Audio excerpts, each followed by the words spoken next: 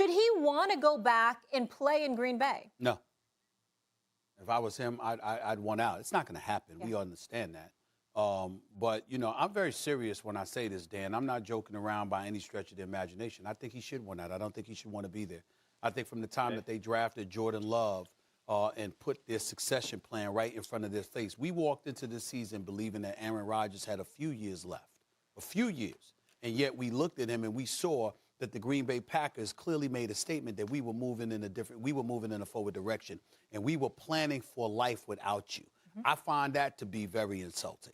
And I think that when you consider you're Matt LaFleur, again, you got the job being the 27th ranked, the offensive coordinator of the 27th ranked offense in the National Football League when you were with the Tennessee Titans. And somehow, some way, you managed to get this job anyway. You go back-to-back 13-3 seasons with berths to the NFC title game. But clearly, you're Aaron Rodgers. This is the same Aaron Rodgers that was once told by the organization that shut up and go play. We make the decisions. You go out there and play. They've disregarded him for years, his wishes, et cetera, et cetera.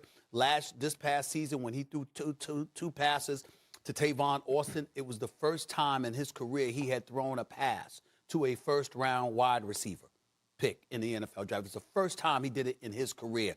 You have just disregarded this man's wishes. You've disregarded what this man needs. You've rode his coattails and his shoulders for years and years and years. And then to culminate everything and punctuate it with what I consider to be an incredibly insulting decision on the part of Matt LaFleur, when you decide to kick a field goal with 2 minutes and 5 seconds left, you're in a 4th and goal situation. I understand it might have been daunting considering what transpired previously, but in the end, electing to give the ball back to Tom Brady when all Tom Brady needed was a first down. Not a field goal, not a touchdown. Just one first down to seal the deal. That's all he needed. And instead, you elect to go that route instead of telling Aaron Rodgers, this is why you get paid the big bucks. This is why you are that bad man. Go get it done. Instead of doing that, you make that decision. To me, it was the final last straw.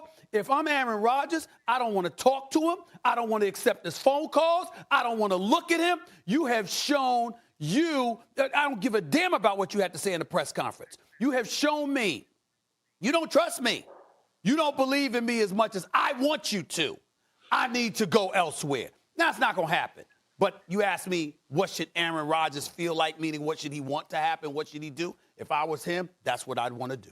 Ridiculous to pin this right now on anyone but Rodgers. I mean, it's a team effort, but Rodgers' failures are his own from yesterday.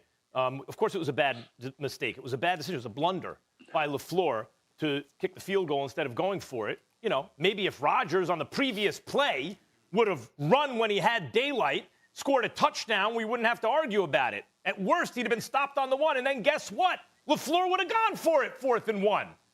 Now, maybe he was thinking about from the 8, that's a little bit different. Maybe he was remembering back to, I don't know, the end of the first half when Rodgers had 3 shots at Davante Adams and couldn't get it done, and then Brady came right back and got it done with a touchdown bomb. And by the way, they did stop the Bucs. The Bucs received a generous PI call. I don't know if that's a catchable ball, but the ref, you call a PI down the field, Wirfs clearly was holding from the start of that play. Hooked his man, rode him, textbook holding. They didn't call that. So if it's even called fairly, it's not what wound up happening. Maybe they do stop the Bucs. Yes, it was a mistake. But no, that doesn't mean Rodgers should leave. They are 13-3 for the 2nd consecutive season with LaFleur. 13-3, they won a playoff game against Seattle. 13-3 again, and they won 2 playoff games. They're heading in the right direction. Should Rodgers be mad that they drafted his successor? Of course. Just as Brett Favre was when they drafted Rodgers. That's how Green Bay does. That's their MO. That is how they operate. But now that they drafted his successor and they're having more success year after year, you have to imagine they can use this draft to go get him help finally. No. Rodgers, if you can point to a team and say, that is a much better situation, Rodgers should go there at this point in his career. Okay, but I don't know that I see that. What don't the Packers have? What glaring hole? Right. They have a great lead wide out. They have a running back. They have a quarterback. They have an offensive line. Their defense was trending in the right direction toward the end of the year. And now they don't have to worry about Rodgers' successor using that draft capital. Why would he want to leave?